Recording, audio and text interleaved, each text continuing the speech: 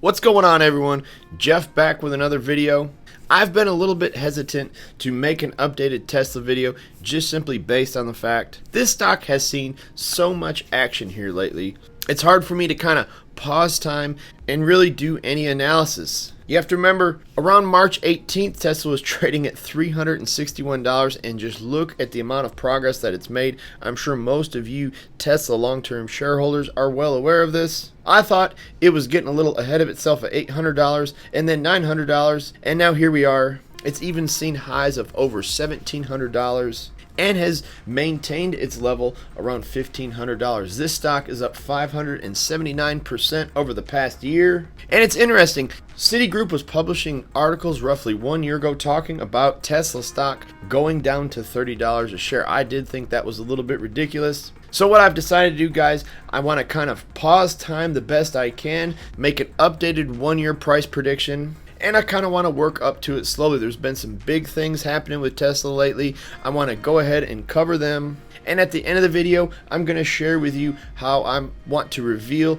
my 1 year price prediction from here. So I set a price target on Tesla about a year ago for roughly $550 a share, and not only was that price target met, but it's about $1,000 higher than what I originally expected. So Tesla's doing outstanding, and we're going to do some updated coverage on this stock. I really want a lot of comments. I want everybody to go down to the comment section and share with me, where do you think Tesla's going to be trading at in 1 year? And you know, with this company, it seems like you can really get carried away and use your imagination. Because $235 a year ago and now $1,543. Let's jump into this video, guys. Before we get started, make sure to drop a thumbs up on this video. I appreciate all the support. And make sure to subscribe to the channel if you have not done so already. Now, before we get into analysis of this stock, I want to talk a little bit about me. And this is just based on some of the strange comments I get here on YouTube. I want to clear up any type of misunderstandings. Now, for those of you that are students in Trade Alerts Pro, you know what my personal position looks like. And right now, behind the scenes, I am putting together some content where I'm going to be completely open to the public about my entire portfolio. So I am working on that. Then you can all see how much Tesla stock I do own. However, if what I'm about to say makes no sense at all to you, just ignore this part of the video and move on. One thing I do want to clear up with everybody, though, is that I have talked about going short and buying puts against Tesla in the past.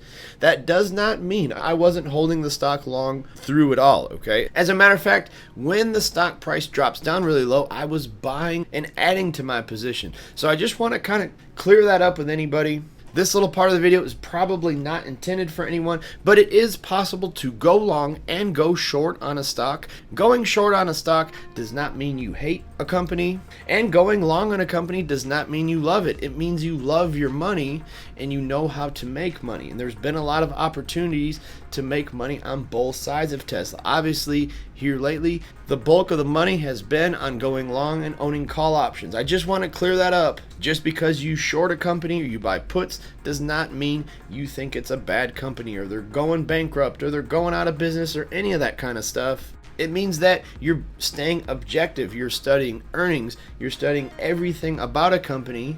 And if they were ever to get out of line, you better start asking some serious questions. Do you love a company or do you love your money? Okay? At the end of the day, this channel is all about making money. But I've been building my position in Tesla all along, and now it is actually one of the biggest positions we currently hold in our portfolio. So we got a lot of material to cover. I'm going to try not to drag it out. I'm sure most of you probably already aware of this. Last week on the 22nd, Tesla reported earnings. Had a quarter two non-GAAP EPS of $2.18. Obviously, that's probably not comparable to the consensus of negative 16 cents and a GAAP EPS of 50 cents. So you could say there was a huge beat. What we really want to focus on is down here. The revenue of $6.04 billion beat by $640 million. Tesla is a legit company making legit money, and they've done it for 4 quarters in a row now. An outstanding quarter by Tesla, and shares did trade up a little bit in after hours. Now, the interesting thing about this, it could lead to an S&P 500 inclusion based off the index requirements listed below. And so there is some criteria to be enlisted on the S&P 500. And if you were interested in reading those, feel free to just pause the video here and you can read through those things. Obviously, you have to have a certain amount of public float, eligibility, market cap, financial viability, and those type of things, liquidity and reasonable price. But that is a pretty exciting opportunity. And if you want to take a quick glance at company market cap, as you can see, Tesla is now one of the biggest companies in the world, just under Home Depot and United Healthcare, currently having a $262 billion market cap. It's even moved past Verizon Wireless and Nvidia. So I definitely think it should be listed on the S&P 500. Now let's briefly touch on some of the highlights from earnings. Back to quarter two, automotive margins arrived at 25.4% of sales. And stay tuned towards the end of the video. We're going to go over the updated fundamentals. That's just a slight dip from the quarter one mark of 25.5, higher than last year's mark of 18.9%. The EV automaker says it posted free cash flow $418 million during the quarter. That is a huge move up for Tesla to being a very financially secure company. Keep in mind, having free cash flow means you can also borrow more with basically no restrictions. Tesla says it's still targeting deliveries of 500,000 vehicles in 2020 and anticipates the Tesla Semi deliveries will start next year in 2021. Another reason to be heavily invested in this company. They have so much stuff on the horizon for the next couple of years. Now, more big news dropped at the earnings call. It will build the Gigafactory 3 just outside of Austin, Texas, will continue to grow the Fremont factory. CEO Elon Musk said Tulsa will be considered for future expansion plans. He also said Giga Berlin is going great. Musk talked up the development of the autonomous driving program, promising more developments by the end of the year. We're going to get in that in just a second at 2. He said overall there's never been more optimistic about the future of the company. And very briefly, he also teased that the company could make a compact car someday. That's very interesting. And then this is probably the most relevant news today. This was just announced today. Tesla hailed as autonomous rides leader in threat to Uber and Lyft. Now let me clear this up before we go further. This is not a public opinion of all analysts, but ARC Research come out saying Tesla sees Tesla as a ride-hailing threat to Uber and Lyft. I think that's very obvious with its competitive cost structure and potential to create a recurring revenue business model with software-like margins. So if you have not seen how cloud computing companies have traded lately, go and check some of those out. The idea is that Tesla can have the cost structure and potential to create a recurring business with those type of returns and margins. So can't really find much better return than Tesla stock, but it can actually get quite a bit better from here on a revenue level.